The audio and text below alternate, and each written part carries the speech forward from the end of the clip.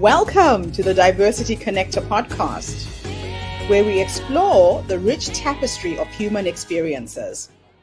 I'm your host, Gertrude Mache, and I'd like to acknowledge the traditional custodians of the country on which we meet today. I would also like to pay my respects to elders, past, present, and emerging, and together as we dive into conversations that bridge cultures, challenge stereotypes, and celebrate the unique perspectives each of us brings to the table. Each episode is a journey through stories and insights from a kaleidoscope of voices, each sharing their colorful narrative. Whether you're at home, on the go, or just anywhere in between, you're now part of a community that values understanding, inclusivity, and the beauty of diversity. So plug in your headphones, get comfortable, and let's connect through the power of our shared stories. Welcome, and thank you for joining us on the Diversity Connector podcast. Hello, everybody, and welcome back to the Diversity Connector. This is Gertrude Mache here in beautiful Melbourne, Australia. And today I am graced with the presence of yet another fascinating woman. Welcome, welcome, welcome to our tribe. As you know, I am bringing you voices and stories from people from all over the world, sharing who we are, where we're from, and really celebrating the diversity of human beings around the world. When I met this woman, I felt like I was meeting a sister from another mother. We had quite a few things in common, and it gives me great pleasure to bring you to our audience today. Please tell everybody your full name, where you're based, and share your amazing story with us today.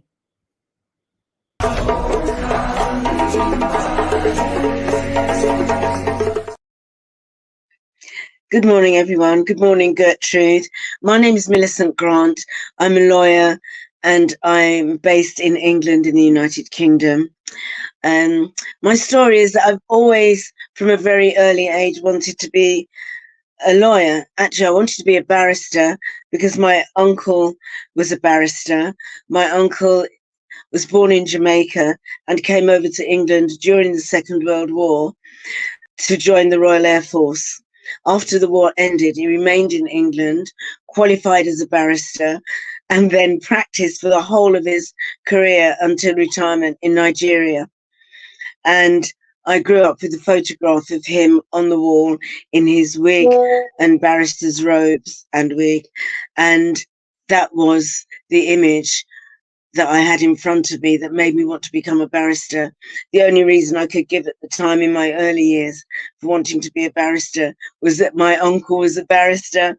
I was too young, I think, to really understand what it meant. But that's why I'm here today. And I left school without the qualifications I needed to become a barrister, and I didn't even know at the time I left school how to go about becoming a barrister. But a youth worker suggested that I become a legal executive. That youth worker was a chief accountant in a very large law firm in London, and I'd never heard of a legal executive, but with the qualifications I left school with, it enabled me to start on the journey of qualifying to become a lawyer. I eventually became qualified as a chartered legal executive because the institute became a chartered institute after I started work. I started work as a secretary because at the time I started my study, you had to be working in the legal profession as well as studying. So I decided to take that route. So to cut a long story short, I changed jobs along the way to gain the experience that I needed, but also the support that I needed, because I wanted those organisations I worked for to support me with my studies, give me the time off that I needed, and give me the experience that I needed. I've been made redundant twice during my career, and the first redundancy took me from private practice, a small firm in King's Bench Walk, Temple, to the public sector. And that was a big culture change for me, but actually it turned out to be the best thing for my career and for me, my personal development as well. So I started working as a temporary lawyer in the public sector. A placement that was due to last for 6 weeks was extended and extended until I eventually became a permanent member of staff and stayed there for 12 years. That was one of the best experiences of my life, really. Now I can say that it didn't necessarily feel that way when the change was made. It was very traumatic being made redundant, but that gave me working there gave me the experience to work in different areas of law. And I worked for about 8 years doing employment law, which is something I've always wanted to do previously, but there was no opportunity to do so in the firms I worked for because they didn't do that type of work. It was a local authority that I worked for. And when I started work in the organisation, there were about 12,000 employees, I think. At the end of 12 years, there were about 4,000. The reduction in workforce reflected a number of restructures, and there were lots of employment tribunal cases that arose as a result of that. Many of them were for race, gender discrimination, and unfair dismissal. I realized then that the stress and the upside to a turmoil in an organization for a lawyer when you're advising them is the depth and breadth and quality of experience that can be gained from advising and working in that environment. And that was the core of my, the seed of my equality and diversity work. The organisation ended up having a discrimination notice served against it by the Commission for Racial Equality because it was found to have discriminatory practices. It had very high profile, acrimonious employment tribunal cases based on race discrimination. As a result of that, I was part of a team that was responsible for accounting to the Commission and to the senior managers within the authority, and advising them on lessons to be learned from the settled and decided cases in the tribunal. I learned so many other things about discrimination and how it works, what it looks like within an organisation, how it can function within an organisation. But I also developed personally as a result there. So I took a master's degree while I was in that role, and I also gained management qualifications while I was in that role. I then, as a result of a restructure, was promoted after I gained my master's degree, was promoted to a senior governance lawyer role, and was involved part of the team that drafted the first constitution for the local authority. And that was the start of my journey into a different area of law, corporate governance, public sector corporate governance. And while I was doing that work, enabled me to make sure that the policies and procedures that I had an input in reflected and supported good policies and good practice, especially in relation to equality, diversity, and inclusion. I was then made redundant from that role, went into consultancy work. To cut a long story short, I ended up being a tutor in an adult education college for evening classes. And when I was invited to apply for that role, I was also at the same meeting where I was invited to apply to become a member of the National Council of my professional governing body, which then led to me eventually becoming appointed the president of that organisation. As president of that organisation, I represented the organisation on the Judicial Appointments Commission Diversity Forum, and I became part of a working party that developed a pre-application judicial education programme to support underrepresented groups successfully applying to become judges in England and Wales. And that experience was, and being the first African Caribbean president of a legal professional body in England and Wales, was part of the citation for me being appointed an honorary Queen's Counsel at the time, now King's Counsel, as we have a king. So that's my journey from the start through to honorary King's Counsel. Thank you so much for sharing your journey with us. It's so inspiring to see a woman of your caliber out there in the world showing us the possibility that is there when somebody's got determination and vision for what you actually want to see in your life. I suppose we have to thank your uncle for being the example of the possibility, because really, by you seeing him, you could see in yourself what you could do with your life. And now here you are. So, can you share with us some of the experiences that shaped your commitment to promoting diversity within the legal profession?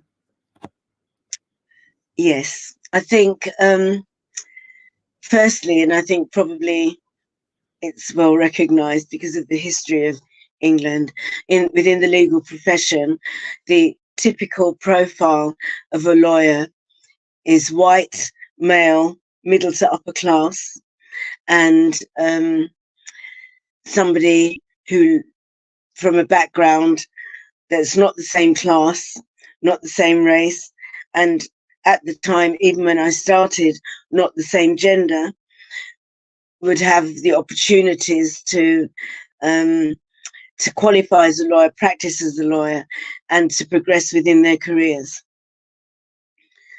My personal experiences are that I think I left school without the qualifications I needed. So that meant that I started off at a disadvantage. But the Institute of Legal Executives was an organisation that didn't have great barriers to cross. What it did, it met you where you were. So I had the qualification that I needed to start on that course, but it then took you on the journey. So you studied with the examinations, with the experience having to work in a lawyer's office, gave me the experience that backed up the knowledge. And I encountered discrimination right from the very start, in that when I had 3 job offers when I started work. One of them was from the firm my youth worker worked for, and it was a very big firm. They said they would support me. I was very clear to all the jobs I applied for that I wanted to qualify as a lead executive. I didn't want to stay as a secretary. And the firm that he worked for said they would support me, but before I started, withdrew the offer because the woman they'd been supporting decided to get married, and they decided it wouldn't actually, it would be a good investment for them to invest in women to qualify. So I didn't start that job. I went to the second one, and which turned out to be the best thing for me, because whereas the first firm was very large, had embedded structures, the firm that I started at was very small. It was just the best place for me. It was very small. There were about probably not even 20 people working there. And the senior partner was about 80, but the next partner down was about 40. And the story was that he used to ride into the Temple, which, if you look it up online, Temple, King's Bench Walk, is still very antiquated, with old lampstands which are lit every night, gas lights. And used to drive in there on his motorbike. And when we had the Christmas party was at his home. And so they weren't snobbish. They were, and he also was Eastern European descent. So it was diverse. I wasn't the only black person there. It was diverse in many ways and atypical for the profession. So I had the person that I worked for there highly supported me because he was one of the first legal executives to qualify, he said. He was reluctant for me to do work other than secretarial work because he valued my secretarial skills. So I asked one of the clerks if I could do some work during my lunch hour that wasn't secretarial work. So well, I was more your own potential. You knew what you were capable of, and you just kept the boundaries. So given your expertise in advising on corporate HR, EDI policies and procedures, what elements do you believe are essential for effective diversity and inclusion policies in today's corporate environment?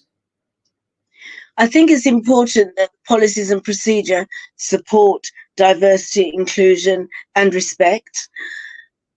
But also managers need to be trained and supported, because it's my experience that the policies and procedures can be in place and the statements can be correct, but the practice in reality may not be there.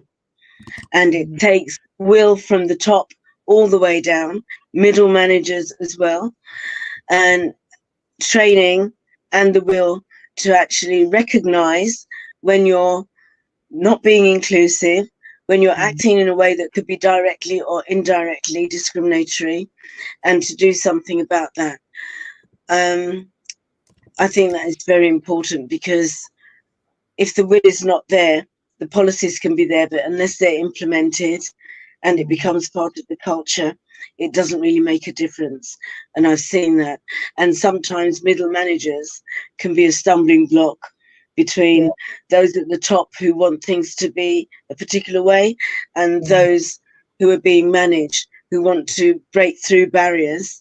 But even the example I gave earlier is a micro example of, I want you to remain as a secretary because I value that. If you go, I won't be able to do anything. I won't be as well served. I may not be as well served by anybody else. So I want to keep you where you are. But the more senior managers will be saying, yes, we want to create opportunities for our staff. So I've seen enough to make me realize that you need more than words and you need more than written policies. You need to have the will to embed it. It's all about action. It really is. So you've highlighted the importance of supporting good EDI practice with a well-drafted governance framework. Can you discuss the role governance plays in fostering an inclusive workplace culture? Yes. I've been in the, I suppose, fortunate position where in my governance role, I helped to draft the first constitution of a local authority when the law changed to make that necessary. And one of the things that I remember doing is when setting the guidelines for the organisation at the council level to make decisions, one of the criteria was having a view to equality, diversity and inclusion. That's a very good start, because otherwise it could be excluded from the very top. Yes. When it's made mandatory, then it can it will guide the decision-making process throughout the organisation. That was the hope and intention. And also, it wasn't just a personal thing, it's a statutory requirement.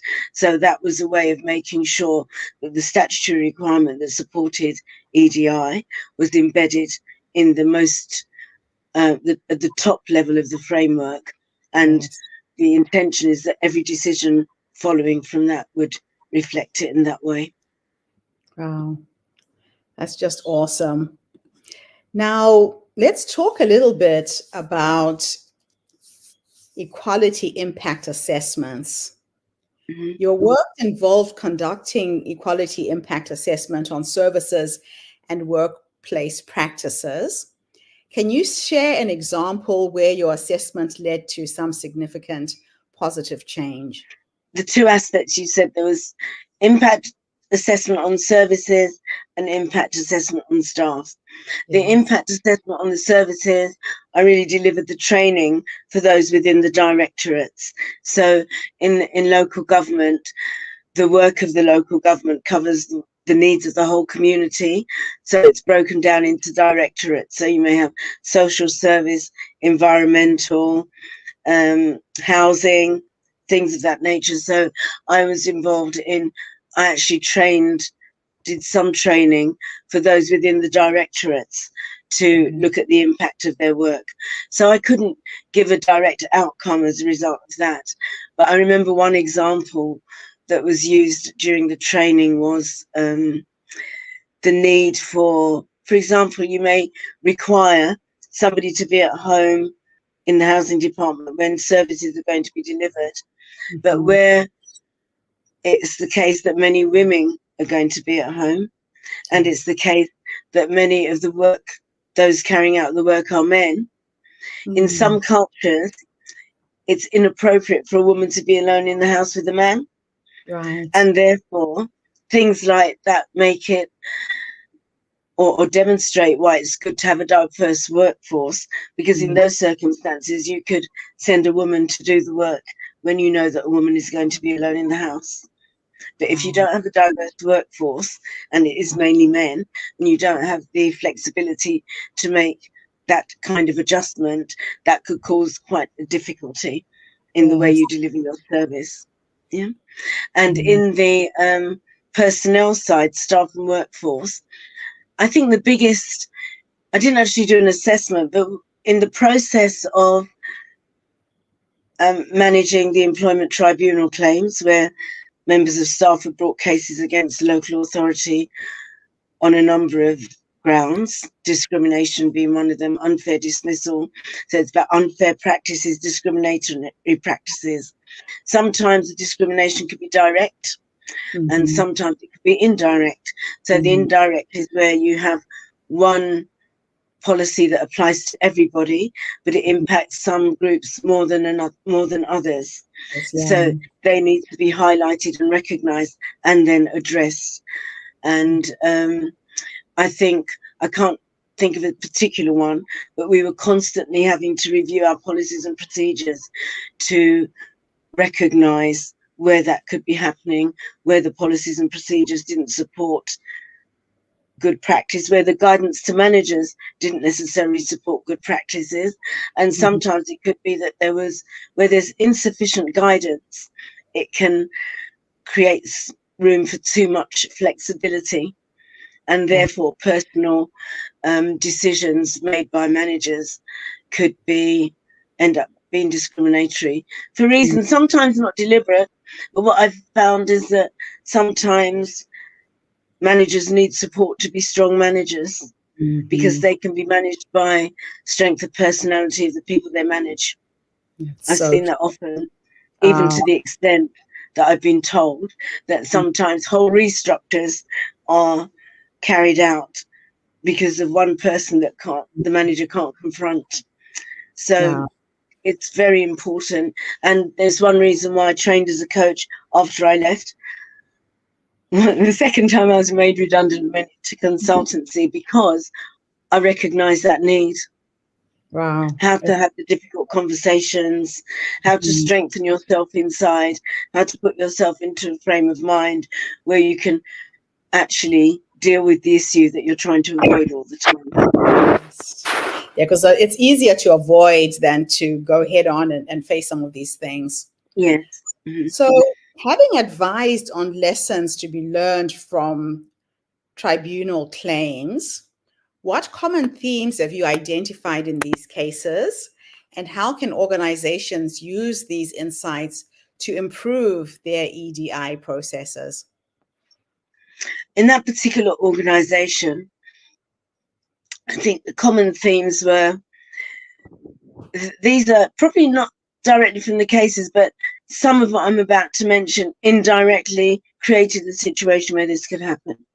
Mhm. So quite often, especially in the public sector, when there are restructures, there are cutbacks, the restructures need to be made for financial reasons. There's hastiness, which means that you want to get the job, you want to get the restructure done, but you don't necessarily take the time to get it done properly. Yeah. And therefore you make shortcuts which have an impact on individuals and also have an impact on the organization. But also some restructures involve doing away with what was done before. So in that particular organization, we had a new chief executive that wanted to do things completely differently and said, discard everything that went before, let's start fresh. With discarding everything that went before, a lot of the good went with it. Yes. And that had a lot of ramifications, very difficult to correct. And the other thing, which is, I think is often overlooked, but is now becoming appreciated, is that corporate memory is embodied in those that have been in an organization a long time. Okay. So when the restructures happen and those of experience are moved on, new ones come in, it's very hard to compensate for the loss of that knowledge that those people had that wasn't written down, that was just embodied in the individuals and in the way they managed and in what they shared with others as they came on board. And having essentially a new workforce, because new leaders like to sweep and bring in new people, you'd have to do equality and diversity training is not a one-off thing.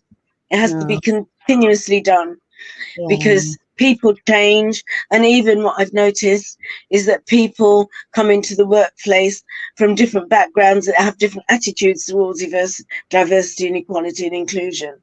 And for that reason, training, support, review has to be an ongoing thing because the personnel changes, practice changes, different attitudes are brought into the organization, which are not always consistent with equality, diversity, and inclusion.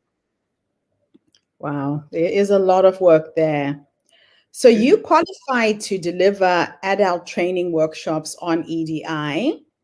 What approaches do you find most effective in engaging participants and fostering meaningful discussion on diversity and inclusion? I think it's important to appreciate that people learn differently and they have different learning styles. But I've found one of the most effective ways with equality and diversity is something that engages them in a real way, makes use of their own experience in the actual workshop to emotionally involve them using experiences of their own. And because otherwise it just becomes almost an academic thing.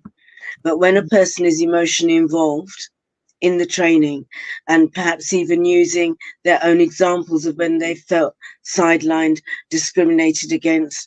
In England, we have about 9 protected characteristics under the Equality Act, and that could be age, gender, sexual orientation, and even maternity status. When people are urged to engage their own experiences, I think it then enables them to be more understanding of the impact of their actions on others. And those are the sort of things that I take into account. And quite often I will take examples from the room. Yeah, and these are lived experiences. It makes sense that people can relate to it in that sense. So as a performance and executive coach, how do you help leaders develop the skills necessary to lead diverse teams effectively and foster an inclusive organizational culture? I think a person has to manage oneself before you can manage others. And therefore, the first point is recognizing where an individual is Yes. in terms of if they're going to be managing a team, then I would be looking at the team and looking at the members and looking what the issues are and where that is likely to happen. At a higher level, it's a similar thing but they have to have the structures in place to support the practice that they want. And in terms of one-to-one coaching, I would be talking to the individual about where they are, what their challenges are, and what they can do to address it's strengthening them really to be the person they need to be to effectively include people, be aware of the diverse issues, face the challenges within themselves. Because one of the things I've realized is that it's very easy to academically or to in your head say before equality, diversity, inclusion. If it has an impact, it's at the point that it has an impact on you that you realize what's inside you. Yeah. So, for example, in an organization where, and it was the same organization that I was talking about, where a lot of steps were taken to ensure that the workforce reflected the community it served. It was a community that was extremely diverse on many levels, but the workforce didn't reflect that. Everyone, in theory, were happy that the changes were being made, but when it impacted them, they were challenged as to how do I feel being managed by somebody who I didn't consider equal to me in my heart. I would have said that, yes, it's fair that everyone's equal. But when they're coming to manage me, that's another thing. Yeah.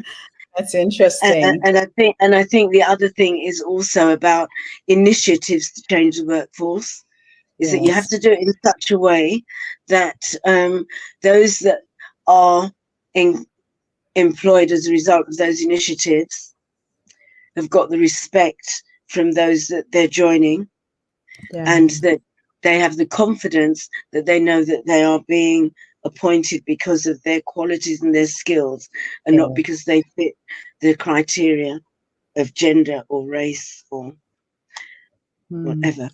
So, with your involvement in pre-application judicial education program, how do you see diversity initiatives impacting legal education and the practice of law in the UK?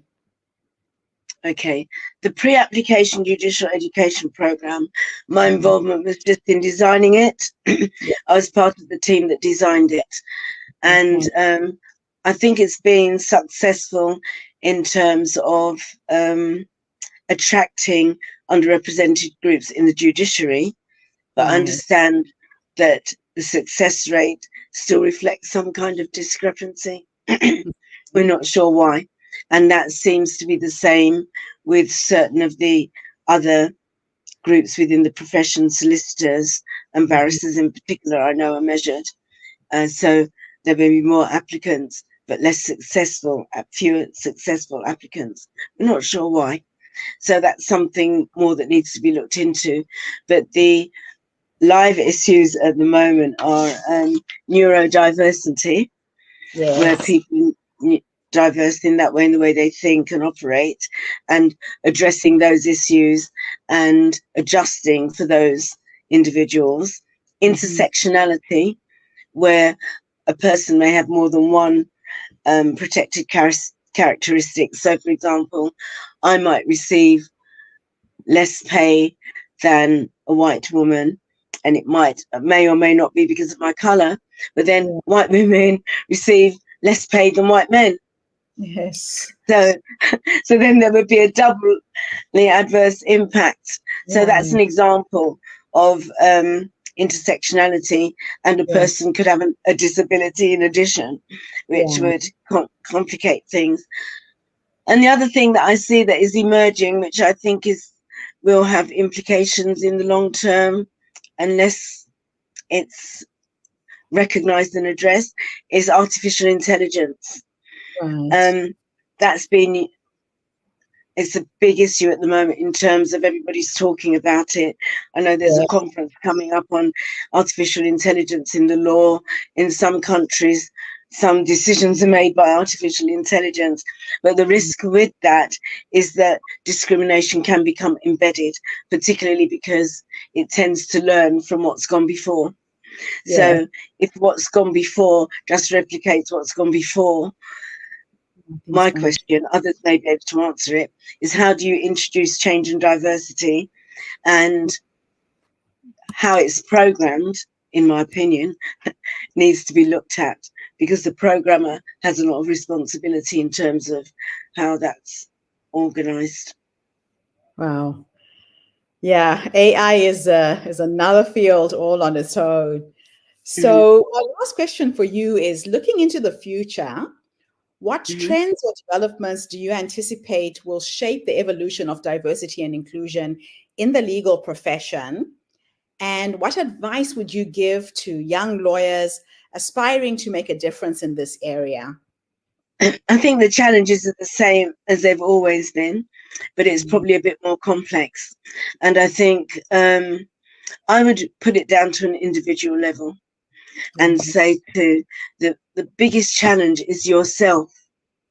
Whatever the environment you find yourself on, whatever environment one finds oneself in, don't be daunted by your perception of the environment, your perception of what other people think about you, because quite often what you think others think about you will affect what you think about yourself, and what you think they think about you may or may not be true.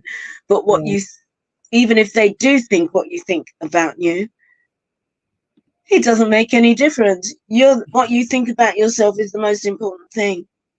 And regardless of what others say, do or how they treat you, my mother always used to say, I think it's cut crooked to run straight. And she used to say that sometimes you have to zigzag, but you still got the same point in mind. You still got the same outcome. So in a way, it doesn't matter what you encounter, it's how you encounter the challenges that really matters. And that's what I would say is the overriding thing, because circumstances change, but you as an individual throughout your life, you have to navigate that change in the best way you can. And if you have a goal and you focus, you can work a way around it, even if you have to go sideways for a while. Get back on track. Find people who can be your allies, be allies to others, so that you develop relationships that are going to be supportive for you, even in a particular workplace. It's funny, that same workplace, two people I was particularly close to, who I'm still close to now, having left such a long time ago. And it interests me that the age differences between the three of us is the same as between me and my younger and older sister. Oh, wow. And I kind of think it's important to have a network outside work, but also, if you can, within the workplace.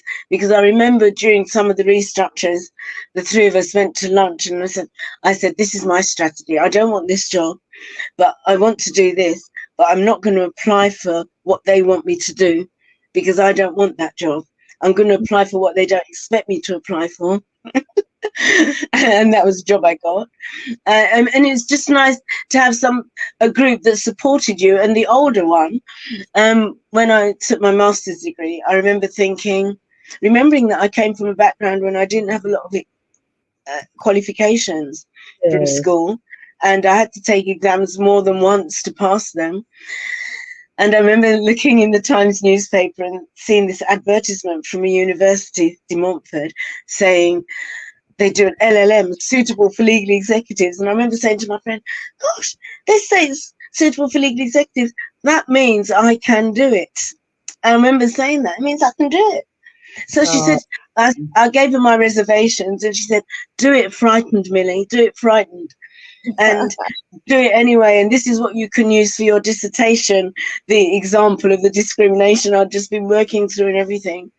And I passed that with merit. And I said to my lecturer, I screamed when I got the result. She said, why did you scream? I said, well, of course I worked worked hard. I did work hard on it. I was really very diligent, but it was enjoyable hard work, because what I realized actually in that role was that I was becoming frustrated because I wasn't doing the sort of things I wanted to do. And I Yes. looked around within the organization and I realized that they had directors who didn't have degrees, but they may have had qualifications in their area of expertise. And I Right. didn't want to qualify as a solicitor because I knew that that method of studying and exam taking wouldn't have suited me. And Yes. not many people at the time had a master's degree. So I remember Wow. thinking through and thinking, this is what I want to do. It will tell them something about me.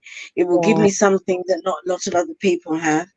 And yeah, that's just how I thought it through. And having the support of those colleagues, as well as many others outside, helped. So I think that the advice I would give, regardless of what the environment around you was, you be the person that try and thrive within that environment in the best way you can, and be kind to others with it. Don't be cutthroat. Yeah, you need to bring people on board with you. That's just amazing. Fantastic. Well, listen, thank you so much for coming online today and sharing your amazing story with us. It's very, very inspiring to see a woman of color who rose from the bottom up. You knew exactly what you wanted. And for young women out there, we need to see more role models like you so they can believe that they can do it too. So thank you for being an example of the And possibility. thank you for inviting me and give me the opportunity to share. It is an absolute honor. So don't go away. I'll just say goodbye to everybody. Thank you all Okay. so much for tuning in today. The Diversity Connector is a podcast that brings you the most diverse people on the planet, sharing our stories, celebrating our diversity. So tune in again tomorrow when I interview yet another amazing guest. In the meantime, have a fantastic day, morning, or evening, wherever you are in the world, and bye for now. And that's a wrap, everybody, on today's episode of the Diversity Connector podcast. Thank you for tuning in and being part of our vibrant and global conversation. I'm your host, Gertrude Mache, and it's been an honor to share this space with you, where voices from all walks of life come together to weave a tapestry of diverse perspectives. Remember, every story you've heard today is a thread in the larger fabric of our shared humanity. So, as you step back into your world, carry these stories with you and let them inspire you to embrace and celebrate the rich diversity around us. Don't forget to subscribe, rate, and review our podcast to help us share these inspiring stories with more listeners. Do follow us on social media by looking for the Diversity Connector podcast for more updates. Until then, keep connecting, keep listening, and keep celebrating the beauty of diversity. This is the Diversity Connector podcast signing off. Stay curious, stay open,